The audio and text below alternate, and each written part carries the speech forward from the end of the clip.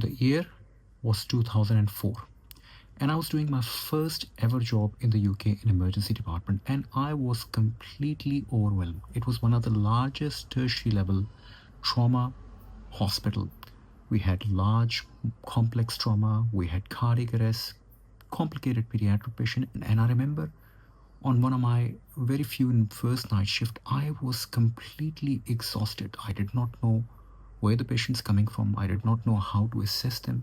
I certainly did not know how to manage them. So I went and walked away and locked myself in the toilet and just held my head in my hands as to what to do. And that is precisely the kind of problem which still exists. I get contacted by numerous doctors that they've started their emergency medicine term here in Sydney or back in the UK, and they're struggling.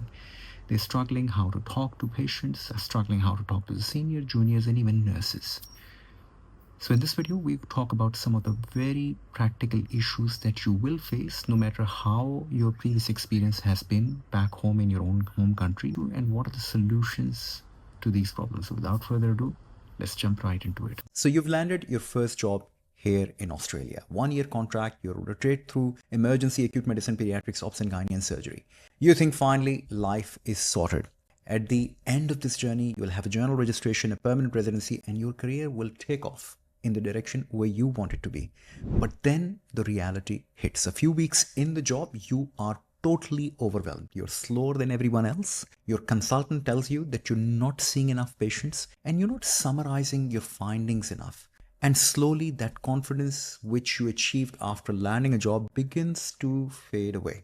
The story isn't rare. I've been contacted by so many junior as well as senior doctors who are coming on specialist pathway with all the same worry. I might fail my term. I might fail my assessment.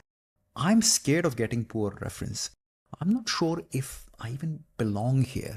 Let's go deeper. Back home, when you were trained in Pakistan, India, Middle Eastern country, Africa, or Eastern Europe, or even in the UK, the system is always different. A little bit more different or a lot more different. As an intern or a junior resident, your role was to take history, maybe examine the patient. The senior resident or registrar did the diagnosis and also talk to the consultant who made that critical decision. You were told what to do. You didn't decide what to do. You just did it. So when you came here to Australia, you were expected to do everything. Take a full history, examine thoroughly, form a differential diagnosis and initiate the management even. Present your plan and your communication with the patient confidently. And when your consultant asks, what do you think might be wrong with this patient? You freeze. Because no one has ever trained you to think aloud like that. So what are the common pitfalls? I've identified the common pitfalls. Number one, not seeing enough patients. Why? Because you're hesitant, you're cautious, and by the time you finish one case, others have seen 3 because they're locally trained. They've been seeing cases as when they were a medical student or intern, and they might be resident, and you're being too slow. You're trying to be perfect to present that pitch perfect case in acute medicine and emergency medicine, but here efficiency matters. You don't know the system is also a common pitfall. Where to send the bloods, how to order the test, and how to make referral. It's a maze, and often you feel like a rat coming to the same point over and over and over again. What about the communication barriers? Now, I know the communication is like that gridlock. You can't communicate sideways to your colleagues. You can't communicate up to your consultant. You can't even communicate down to the juniors and the nurses. And I get it. Nurses can be intimidating at first. You're not sure how to phrase your requests, escalate concerns, or ask even where the door to the toilet is. What about the documentation errors? Now, writing notes here is a very carefully thought out process. There's a computer system where you get an orientation, but your typing might be slow. You need to do, notes and the order notes on the go. You need to do discharge summaries. You need to do referral letters, and all of that takes time. And the truth is, these are the things which affect your term assessment, your references, and your prospects of getting the next job. So how to fix it? Every problem must have a solution. I was facing the similar dilemma. Now, here's one thing. Volume is the key. expose yourself to as many cases as possible, minor, major, resus, pediatrics. The more you see, the faster you learn. Present with a purpose, with a scientific thought process. When you approach your consultant, don't just describe the problem. Offer a possible diagnosis and your reasoning. For example, you need to present the patient that I think that this patient presented with X. My working diagnosis is Y because of A and B and C. And I'd like to start with the investigation 1, 2, and 3.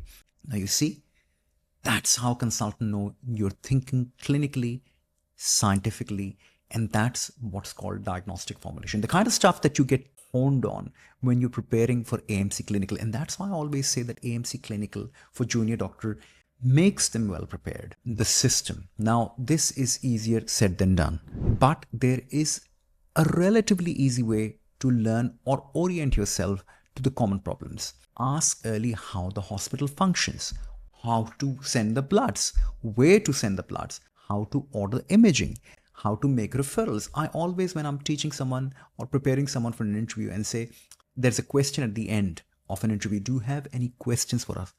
Ask them if you can join and shadow the current RMO just to get oriented with the hospital. Now, normally most of the hospitals would have an orientation program, but that might be not enough for you.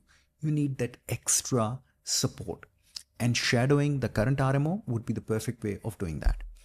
Build confidence with procedure. Now, I know back home in Pakistan, when I was a junior doctor, all of the cannulas were done by the senior nurses. Some of the complicated procedures were done by the registrars and senior residents.